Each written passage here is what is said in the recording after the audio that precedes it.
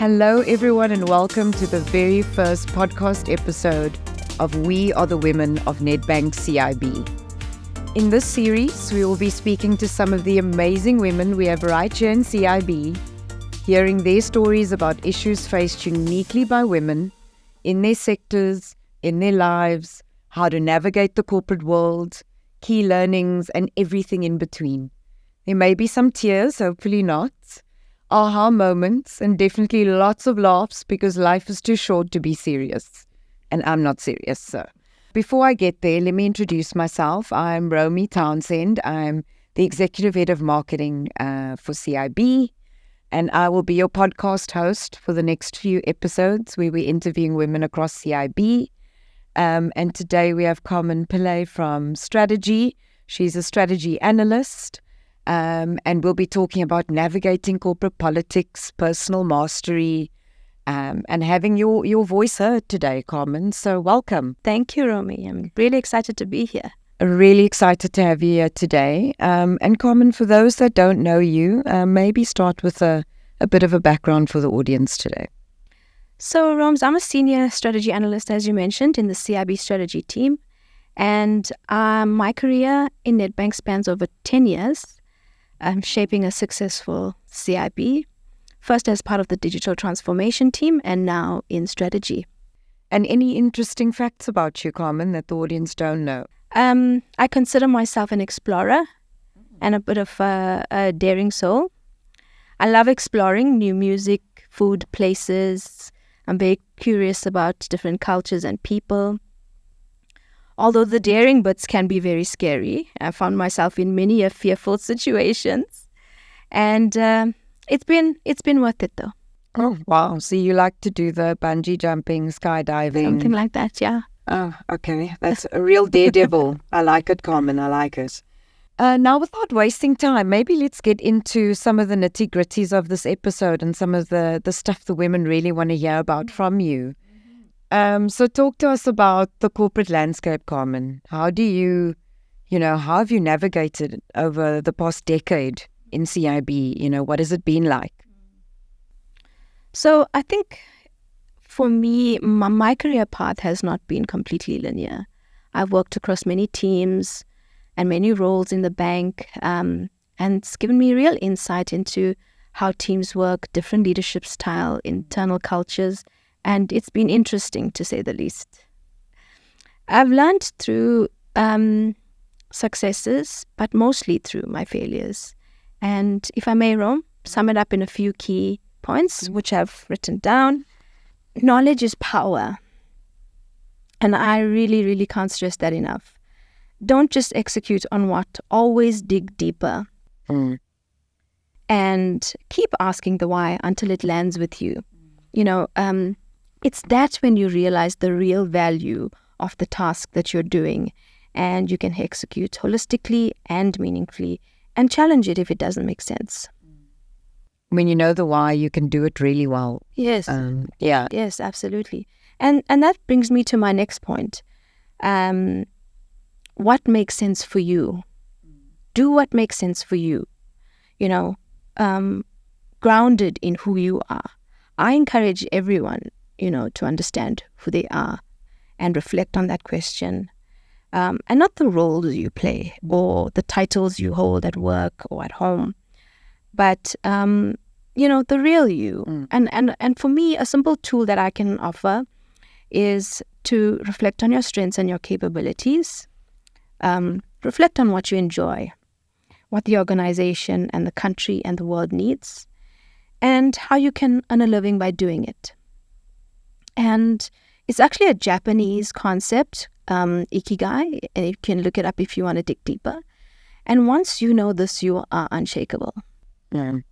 So kind of connecting what it is you feel deeply about to what you do every day. And that's the key, but I guess really hard to do as well. Hard to do, but you got to invest time for yourself. Figuring out what it is, yeah. And it's win-win when you do that for yourself.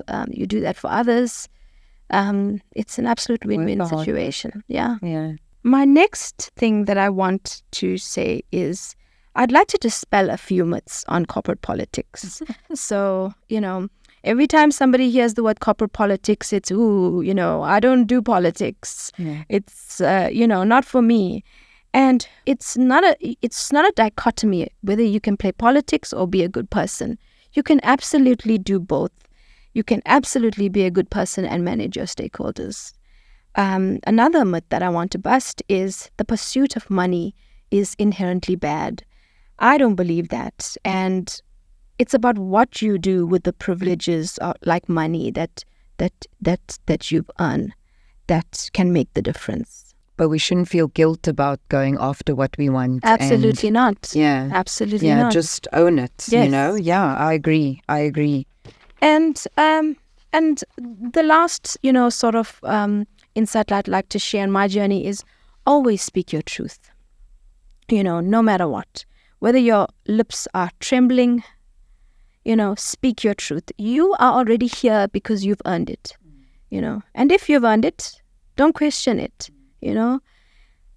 Let the words come out. And it may not be easy at first. It never is. Trust me, I know this. But it will get easier as you build that muscle. Thank you. Those are some really good advice, I think, for the women out there. So I think being in strategy, much like marketing, but we were very much in a support function inside the business. But how can we empower women to take up space and find their voice in CIB? No, that's really important, Roms. And for me, again, I'll come back to it's about knowing who you are and being uniquely you, speaking your truth, and what must be grounded in doing the right thing for you and your team and the organization that entrusts you. You cannot and will not take space if it's some superficial version of you. Nobody has a combination of gifts and strengths like you. So own it and give the light of day to it. Let that take up space. Let that be heard. And I guess it's exhausting to come to work and pretend to be something that you're not. When work is already as hard as it is, just come and be yourself and feel comfortable to do that. And people will quickly catch it. No, I agree. Totally agree with that. What could we do to increase psychological safety for women, and why is it important to even focus on it? For me, it's allowing a safe landing place for your team and your colleagues, to say what they need to say, and to suspend your judgments during that time and just get curious about what they're saying. And, it might be really insightful, and the things that are said in the things that are not said. And there's so much to learn in that space, So it's almost every female leader helping to make sure that happens inside their teams. And before you know it, you've created this environment where women feel psychologically safe. You multiply greatness that way. We live in critical times now. And in a large organization, a multiracial, multi-generational organization with women representatives at all levels, corporate don't look the same like they did before. We are so diverse.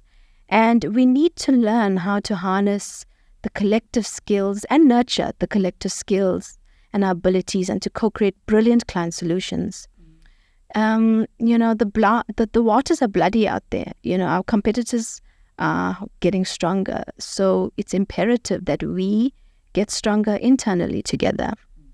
And if, there are any women on the call today who want to move into the strategy space, what advice would you give to them? Rooms. In strategy, for me, what's utmost important is integrity, adaptability, and grounded in having a growth mindset. In strategy, we are given the responsibility to ensure that we deliver long-term stakeholder and business value. And that evolves. So we too need to evolve and ensure that our strategy is future-focused and position us to win in the long term. Agreed. I agree. Okay. As we wrap up, I think what's been a very insightful conversation. I hope our viewers enjoyed it as much as I did. Any closing thoughts, Carmen? Yeah, thanks, Rom. always lovely talking to you and about these gritty, topics. Difficult ones. Yeah. And thanks for listening to my journey. But going back to being daring that I spoke about earlier, I want to share this. Even if it's scary and you just want to walk away from it, please don't. Please stay there. Don't leave before you have come face to face with it. Because when you finally rise up to that fear, when you cross on the other side of that fear, there will be magic waiting for you. Yeah, there better be after facing your fears. Thank you, Carmen. Thank you for joining us. I've really loved chatting to you today. Thank you to everyone who was listening or watching today. And see you again next week for episode 2 of our podcast series, We Are the Women of Nedbank CIB. Goodbye.